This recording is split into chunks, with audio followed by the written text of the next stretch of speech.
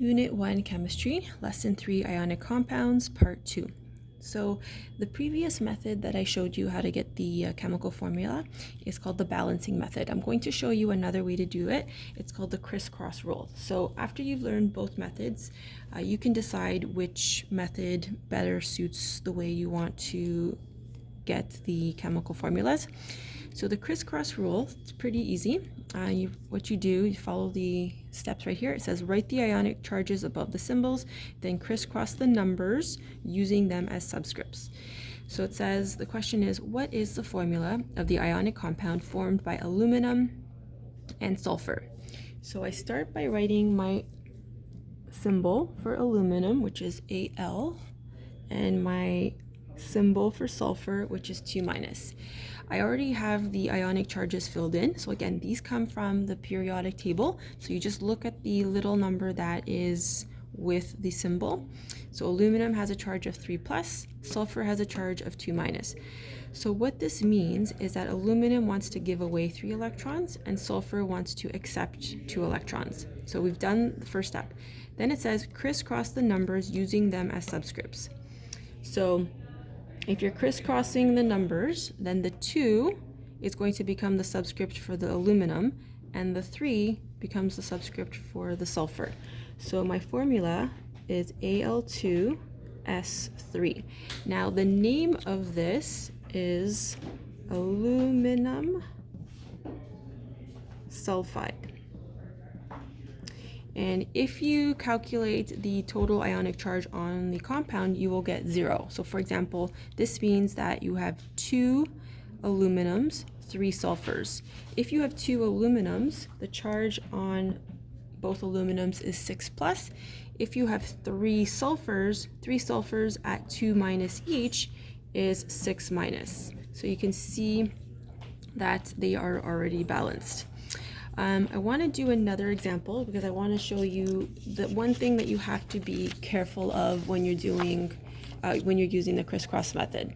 So let's say that we want to get the formula for magnesium oxide. So magnesium oxide, if we're using the crisscross method, you write down the symbols, so magnesium and oxygen. If you go to the periodic table, the charge on magnesium is 2+ and oxygen is 2-. So according to the crisscross rule, you would say, okay, well, magnesium gets a 2 and oxygen gets a 2. But that is not correct. So when you have numbers like that match, like a 3 and a 3 or 2 and a 2, it means that the charges are already balanced. So what this means is magnesium has 2 electrons to give away, oxygen has 2 to accept, so you only need 1 magnesium atom, so Mg with no subscript, and a letter O. Okay, so that's the only thing that you have to be careful of when you're using the crisscross method. So the final topic for ionic compounds is names and formulas for bivalent atoms. So the word bi means 2. So these are special atoms or elements that have 2 ionic charges. So because they have 2 ionic charges, you have to specify which one you are using so that the reader knows what the ionic charge is.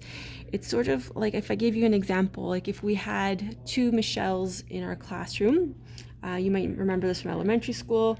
You know, there might be Michelle A and a Michelle F. So your teacher would specify when there's 2 Michelles. If there was just 1 Michelle, your teacher would just say Michelle. So in this case, what you'll notice on your periodic table, I'll show you an example. If you take a look at copper has 2 ionic charges, has 2+ and it has a 1+.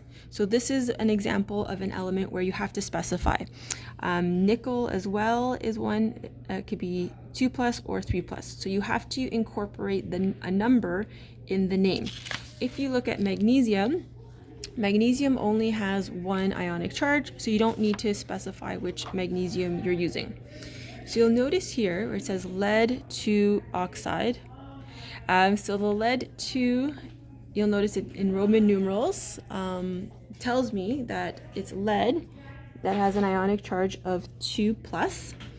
Oxide is oxygen, so I go to my periodic table. Oxide is 2 minus. So at this point, I can use the balancing method, or I can use the crisscross method to get my chemical formula. But because they're already the same number, it means that I only need 1 lead and 1 oxygen. So my chemical formula is PbO. All right, let's do another one. So nickel 3. So nickel is an example of a bivalent element. So the 3 means that the ionic charge is 3 plus, so I don't need to go to the periodic table. Sulfide, when I look up sulfide, if you look over here, sulfide has a 2 minus. So I write 2 minus. Now at this point, it's up to you if you want to use the crisscross method or the balancing method. I think personally for this one, the crisscross method is better suited. So I start by writing nickel. So the symbol for nickel is Ni. And then I look next door and I use this ionic charge for my subscript. So I write Ni2. Then I use the next element, which is sulfide. So I write an S, and then I look next door and there's a 3. You'll notice I'm not putting any minuses or pluses. It's just the number that I'm using. So it's easy to go from the name to the formula. Where it's tricky is when you have the formula and you have to go to the name, because that's when you have to incorporate the Roman numerals. So the first thing I'd like to look at is CuF. So when you look up copper on the periodic table, so copper is located right here. Once I see that there's 2 ionic charges, I know that I have to include a number in my name. So copper, my options are 2 plus or 1 plus. So I have to figure out which copper I'm using. So the information from my next element is going to help me. So fluoride has a charge of 1 minus.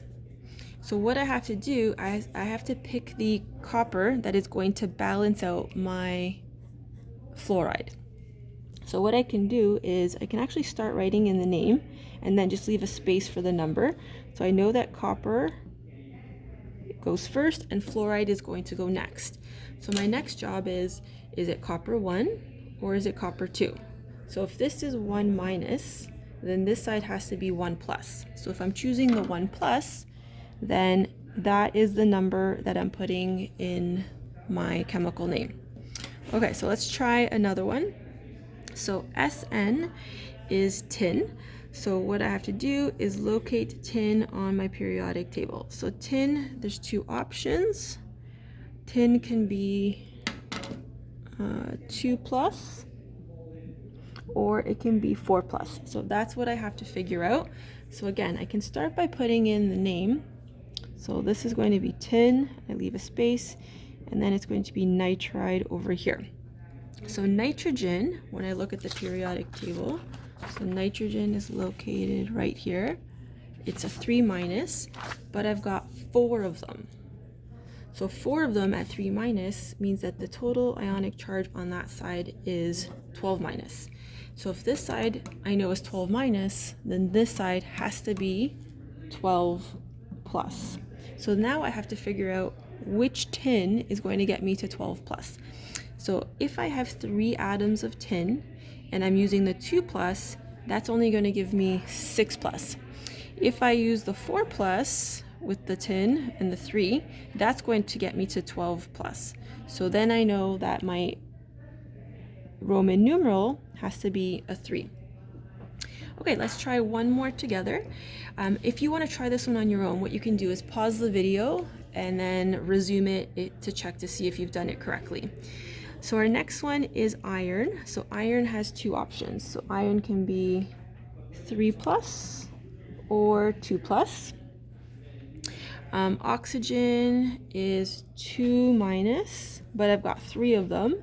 So that means I know that my charge on the right side is going to be 6 minus, which means my charge on the other side has to be 6 plus. So I like to start putting in the name. So iron, and then leave a space. oxide, and then you can come back and fill in the number once you figured it out. So 6 minus on my non-metal side has to be 6 plus on the metal side. So I know that I've got 2 irons. So if I use the 2 plus, that's only going to get me 4 plus. So that's not going to balance out the 6 minus. If I use the 3 plus, that will get me to 6 plus because I've got 2 of them. So 3 plus and 3 plus will get me 6 plus.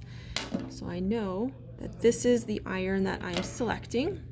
So iron 3 oxide is the answer. Okay, so what I'd like you to do now is on the third sheet, you're going to use your periodic table and you're going to start filling in this practice. So I'll do the first one with you. So it says magnesium oxide. So magnesium oxide, I'd like you to do it like this. So if you rewrite it, so this is Mg and this is O. Magnesium's 2 plus, oxide is 2 minus, and then you can put your answer over here. So they're already balanced. So your answer is MgO. I'd like you to get into the habit of writing the ionic charges. Same goes for sodium. So sodium is 1 plus, fluoride is 1 minus. So they're already balanced. So the formula is NaF. Okay, please use the ionic charges to get your subscripts. I'll do one where you have to actually add subscripts. So calcium bromide, so Ca is 2 plus, Br is 1 minus. So I know that I need another Br to balance out the 2 plus. So that becomes CaBr2. So that's how you do from chemical name to chemical formula. When you're going from formula to name, all you do is you take the name of your metal, which is lithium, and then your non-metal, change the ending to "ide." On this side here, so all of these are ones where you have to use Roman numerals. So make sure that you might need to do that on scrap paper just to figure out what the Roman numeral is. These ones are all single valent, so you don't have to do any Roman numerals here. Once you're done this, you can start the homework. It's page 195, 1, 2, and 7, and page 200, 2 to 9.